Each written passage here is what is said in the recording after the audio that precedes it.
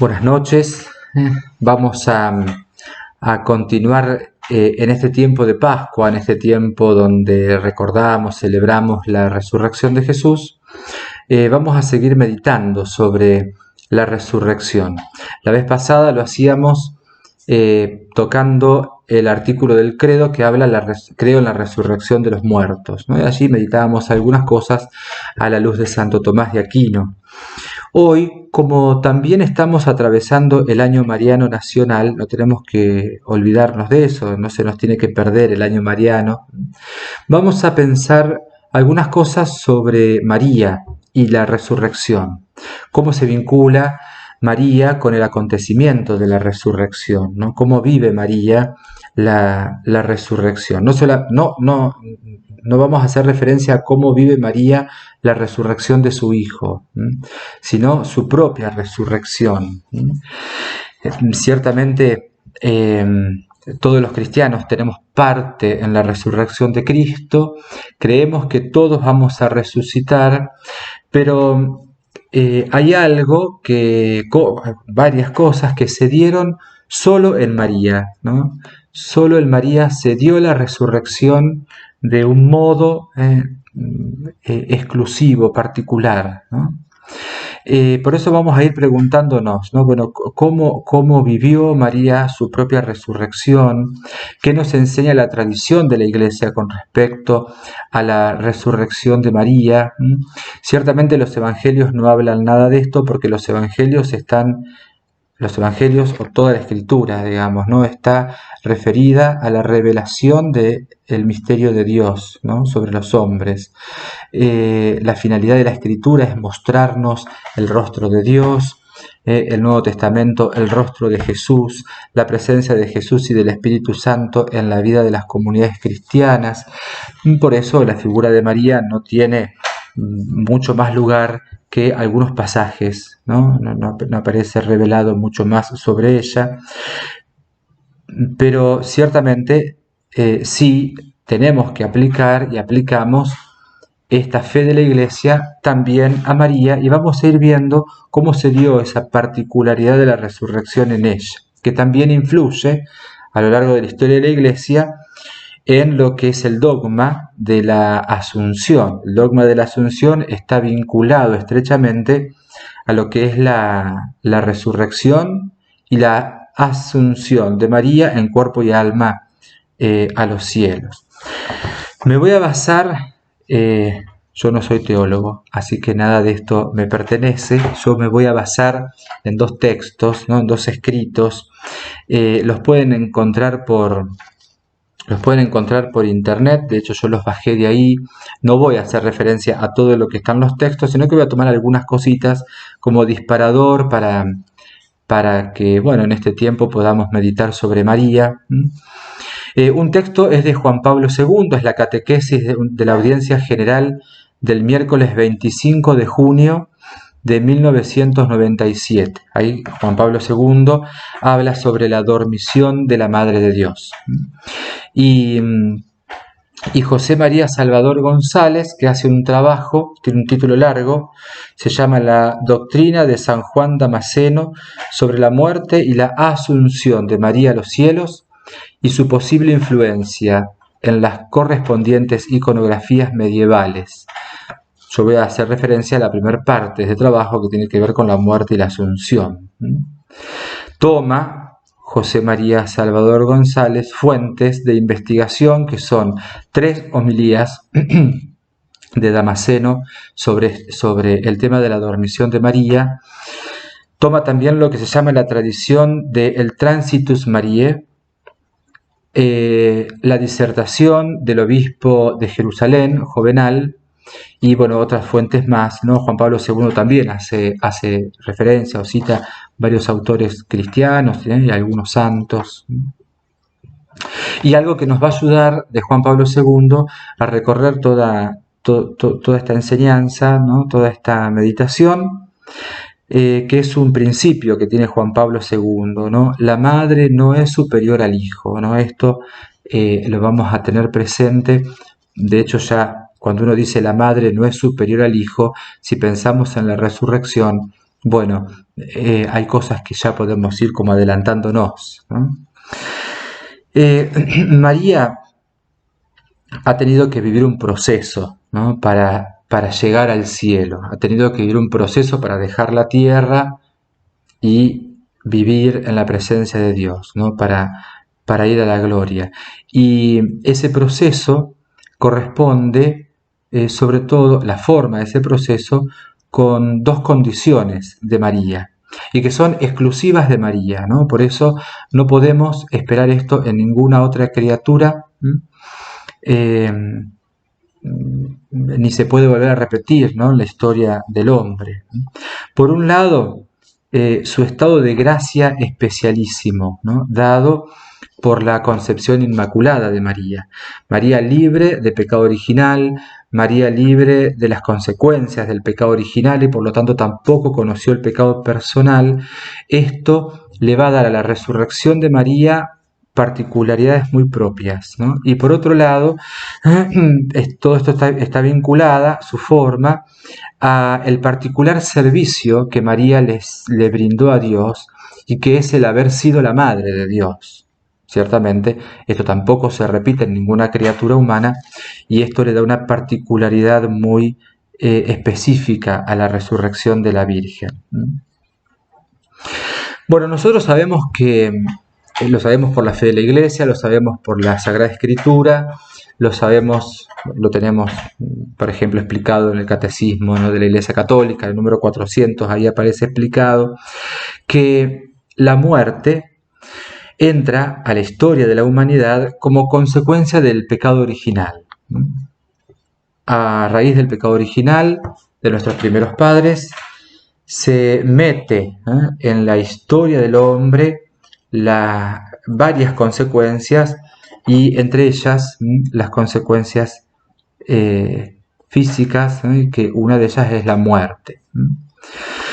Pero si nosotros miramos dos vidas que son Cristo y María, tenemos que preguntarnos cómo fue el tema de la muerte en Cristo y en María, porque no pudieron haber sido como consecuencias del pecado, tienen que haber sido consecuencias de otra cosa.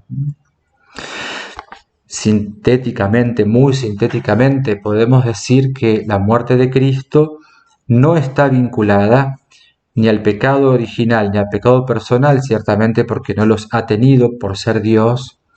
En todo caso, pudo haber estado vinculado al pecado de los hombres, ¿no?, que Jesús asume el pecado de los hombres, ¿no?, y los lleva a la cruz. Son nuestros, dice San Pablo, no son nuestros pecados los que los vuelven a crucificar. Pero en el fondo, la muerte de Cristo está vinculada a nivel personal, a nivel Dios, ¿no?, vamos a decirlo así, no con la realidad del pecado, sino con el misterio del amor de Dios, ¿no? Si algo lleva a Cristo a entregarse a la cruz, si algo lleva a Cristo a morir, es el amor, ¿no? Cristo muere por amor a los hombres y es el amor de Cristo en la cruz el que nos redime.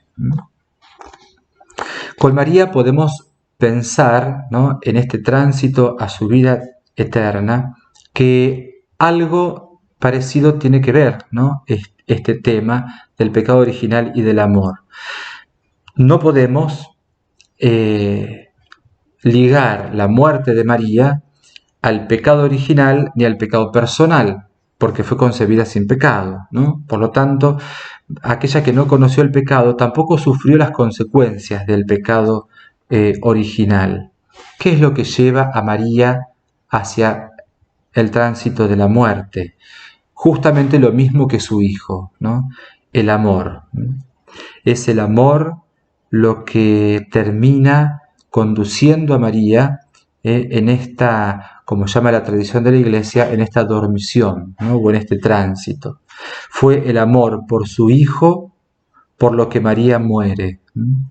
La fuerza del amor lo que lleva a María a querer estar con su hijo. Hay un consenso, ¿no?, medio general, donde hace referencia a esto, lo vamos a ver más adelante. Damasceno también habla de esto, ¿no? Donde es el deseo de María de configurarse con su hijo por amor que la lleva entonces a la muerte. El conocer el misterio del tránsito de María, que se fue conociendo y se fue desarrollando a lo largo de la historia, el conocer esto es asumido en la historia de la Iglesia, como decíamos al principio, en el dogma de la Asunción. El dogma de la Asunción es pronunciado por Pío XII en el año 1950, y el dogma dice así, una partecita del dogma voy a leer, ¿no? Una vez que María completó el curso de su vida terrena, fue asunta en cuerpo y alma a la gloria celestial. El Papa en la pronunciación dogmática no dice nada explícitamente, implícitamente se puede decir que sí, pero explícitamente no dice nada este dogma sobre que María haya muerto o no haya muerto. No conozco personalmente, quizá alguno lo sepa, digamos, no conozco personalmente por qué el Papa decidió hacerlo de esta manera, pero él nombra esta fórmula, ¿no? Una vez que María completó el curso de su vida terrena, sin especificar cómo completó ese curso de la vida terrena, es asunta en cuerpo y alma a la gloria del cielo. Vamos a volver hacia atrás en la historia y vamos a ir a San Juan Damasceno. ¿Se acuerdan que les dije que yo tomé ese trabajo de José María Salvador González sobre la doctrina de San Juan Damasceno sobre este tema? San Juan Damasceno pone mucha luz, ¿no? en esta realidad. San Juan Damasceno vive en la segunda mitad del siglo VII y él, como les decía, pronuncia 3 homilías sobre la dormición, ¿no? de María, la asunción de María. Y él se basa también, como les dije, en este Transitus Mariae, que es la tradición de la Iglesia que viene desde el siglo III, y también asume, ¿no? lo que allí se expresa. Entre las cosas que dice el Damasceno es que María no muere de enfermedad. No muere de enfermedad justamente porque en ella no tiene realidad el pecado original.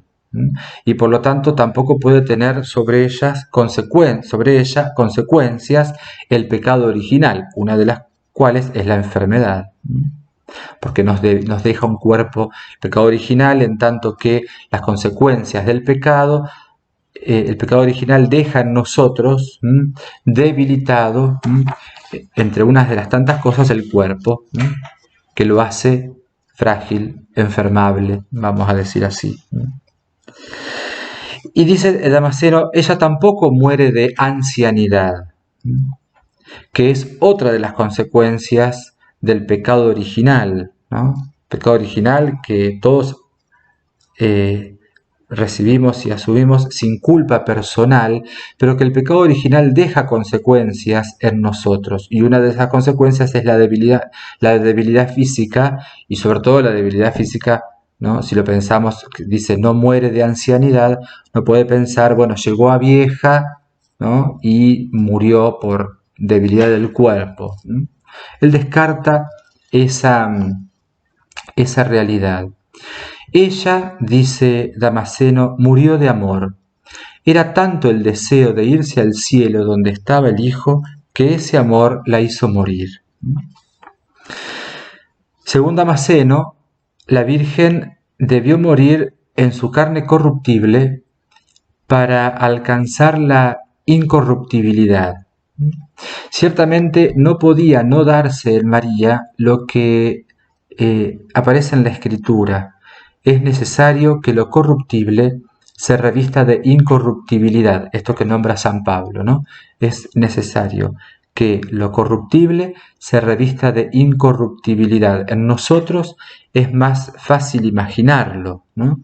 Porque tenemos la experiencia de la muerte de nuestros seres queridos. Nuestro cuerpo corruptible, la muerte, al ser materia orgánica, se desintegra y después ese cuerpo resucitado, con todas las características que hablamos la vez pasada, se revestirá de incorruptibilidad y el mismo cuerpo que tenemos lo recuperaremos, ¿no? Incorruptible, resucitado, ¿no? Bueno, esto también tenía que darse en María, el paso de la corruptibilidad a la incorruptibilidad. Pero en todo este tema Damasceno tampoco usa el término, o por lo menos no recuerdo de que lo has usado muchas veces, el término muerte. Para referirse a María, él más bien usa los términos tradicionales que él también había escuchado, que son el del tránsito y el de la dormición. Yo creo que es muy fuerte usar el término muerte en María, ¿no? Nos da como no sé, como una sensación extraña aplicar a María el término muerte. Yo supongo que tiene que ver con esta imaginación, ¿no? Con este efecto psicológico donde la muerte implica destrucción, o la muerte implica desintegración, descomposición, la muerte implica sí, esa imagen de la cosa que se corroe, ¿no? Y nos es muy difícil aplicar esta imagen a María, ¿no? Por eso Damasceno incluso, ¿no? Entonces habla del tránsito o de la dormición. Lo cierto es que más allá del término que usemos, más allá del término, sea dormición, muerte o tránsito, la realidad es la misma. María debió, como Jesús, morir primero para resucitar después, ¿no? Lo que Damasceno asegura es que por un privilegio exclusivísimo de Dios a María, así como fue exclusiva su concepción inmaculada, su cuerpo fue eximido de la corrupción propia de la muerte. Del mismo modo fue eximido de la corrupción el cuerpo de Cristo, ¿no? Quien estuvo 3 días muerto, pero su cuerpo no sufrió la corrupción debido a la falta, ¿no? Y en la Virgen lo podemos aplicar más concretamente, debido a la falta del pecado original y por una gracia exclusivísima de Dios. No podía ser sometido, dice Damasceno, a la corrupción el cuerpo que había sido morada y tabernáculo al Hijo de Dios encarnado. Y afirma que así como el alma de María fue recibida por su Hijo en el momento de su muerte, y esto Damasceno lo toma de esta tradición, de este Transitus Mariae, dice que esta tradición dice que Jesús desciende de los cielos y él mismo se acerca al cuerpo de su madre y recibe el alma y la lleva al cielo, ¿no? Así como el Hijo estuvo 3 días muerto, la madre estuvo también 3 días muerta, y como su Hijo al tercer día resucita y con su cuerpo incorrupto y con una resurrección anticipada con respecto a la resurrección del tiempo final, porque todos nosotros creemos que vamos a resucitar en el fin de los tiempos. María es resucitada anticipadamente, ¿no? Y este tránsito de su cuerpo resucitado es llevado al cielo por las jerarquías angélicas. Por eso se habla de asunta, de asunción y no de ascensión. La ascensión tiene que ver con esa capacidad propia de subir por sí mismo. Por eso Jesús, decimos que Jesús asciende al cielo. María es asunta, es decir, es asumida, es elevada, es llevada, no sube por sí misma, sino que su Hijo la viene a buscar en su alma, y el cuerpo resucitado de María es elevada por los ángeles a los cielos. Y Damasceno lo que va a hacer es dar razones teológicas de esto.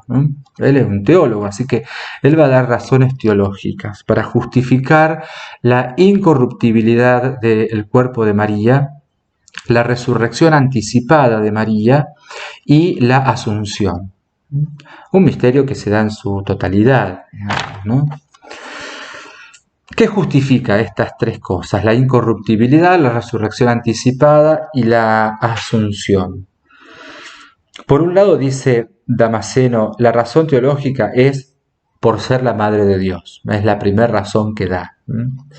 Resumidamente lo que dice San Juan Damasceno es que conviene, ¿no? Convenía que la que fue el tabernáculo del Hijo de Dios habite de inmediato en el tabernáculo celestial donde reside el fruto de sus entrañas. La otra razón que da como justificación es la pureza virginal y la santidad perfecta de María.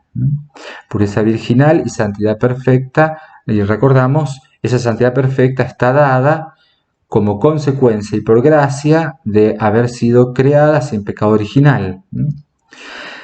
La pureza virginal y la santidad perfecta conceden a la Virgen el privilegio de que su cuerpo no se corrompa tras la muerte, pues María, dice Damasceno, no tenía nada que ver con el pecado original ni el pecado personal. La que es virgen antes, durante y después del parto, y la que tuvo santidad perfecta, no podía ser vencida por la muerte, y Dios la preserva de las consecuencias de la muerte. Dios mantiene su cuerpo incorrupto. Esta es la segunda razón teológica a la que él apela como justificación.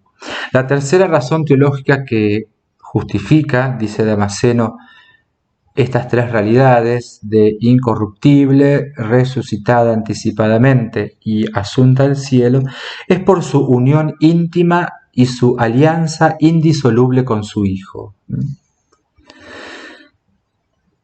María, dice Damasceno, que fue tanto el amor maternal como la piedad filial los nexos afectivos que hicieron posible toda esta realidad en la vida de María. Por amor maternal, María quiere unirse a su Hijo en cuerpo y alma. Por piedad filial, Jesús quiere reencontrarse con su madre y llevarla consigo al cielo en cuerpo y alma. Y la última razón que da, la última razón teológica que da Damasceno, es por la necesidad de asimilarse y asociarse a Jesús. Traigo de nuevo esta máxima de Juan Pablo II, la madre no es superior a su hijo, ¿no? Y así dice entonces Damasceno, María también debía morir como lo hizo su hijo, pero como él, también ella resucita al tercer día. El Damasceno proclama que así como el cuerpo de Cristo, fruto de las entrañas virginales de María, resucitó al tercer día, así también el cuerpo de ésta tenía que abandonar su tumba incorrupto, y después de resucitar a los 3 días, ser ascendida directamente al Sancta Sanctorum del cielo para asociarse con Jesús, disfrutar con él de la gloria celestial y presidir desde el trono real de su Hijo como reina de los ángeles, los patriarcas, los santos, los profetas y el cielo entero en la más perfecta y gozosa felicidad. Y así María, entonces aparece, la vida de María, aparece asociada a su Hijo desde el momento de la concepción, de Jesús. Toda la vida de María está asociada a la vida de su Hijo. Por eso el Concilio Vaticano II también la llama corredentora. La vida de María está asociada a la muerte, a la pasión, a la muerte y a la resurrección, y también se justifica pensar que María esté asociada a la gloria de su Hijo y que por tal motivo entonces se asimile en esta resurrección anticipada en un cuerpo glorificado, en un cuerpo que no conoció la corrupción de la muerte y que por gracia especialísima de Dios, así como ella fue salvada por Cristo anticipadamente, es resucitada por Cristo también anticipadamente. Hay muchos otros que, ya les digo, Juan Pablo II también cita varios otros que hablan sobre este tema. Entre uno de los que nombra Juan Pablo II es Severo de Antioquía, y Severo de Antioquía tiene una expresión muy interesante, ¿no? Muy iluminadora. Él dice con respecto a Cristo: si no se ha producido la muerte en Cristo, ¿cómo podría tener lugar la resurrección en Cristo? Así entonces, va a decir Severo, María, para participar de la resurrección de Cristo, debió compartir primero y ante todo la muerte. Nada de esto, pensar en la muerte de María, ¿no? Nada le quita a la bienaventurada Virgen María, ¿no? Al contrario, vemos cómo Dios sigue derramando en toda la historia de María, desde su nacimiento, desde su gestación también milagrosa, ¿no? En estos padres ancianos que tenía la Virgen, hasta la resurrección, cómo María fue en todo el tiempo protegida, en todo el tiempo cuidada, en todo el tiempo apartada del mal, en todo el tiempo fue como preservada, ¿no? Y la gracia de Dios también recae en María en este acontecimiento último de su vida. Bueno, pequeños elementos, ¿no? Como para que nos quedemos reflexionando y si quieren pueden seguir buscando esos textos que les nombré o pueden aparecer otros sobre este misterio, ¿no? No porque no lo conozcamos, sino porque para nosotros es muy difícil de terminar de comprender. Misterio en ese sentido, ¿no? No de misterioso, de que no sepamos nada, sino de que nos es demasiado grande para que pueda entrar en nuestro entendimiento. Bueno, este misterio de la muerte, la resurrección y la asunción de la Virgen María en este tiempo de la Pascua, en este tiempo donde también nosotros meditamos sobre nuestra propia, ¿no? Resurrección. Vamos a pedirle a María que nos alcance siempre el deseo de buscar, ¿no? De buscar a Cristo, de buscarla a ella y de buscar los frutos de la resurrección en esta vida para alcanzar la vida eterna. Que el Señor los bendiga.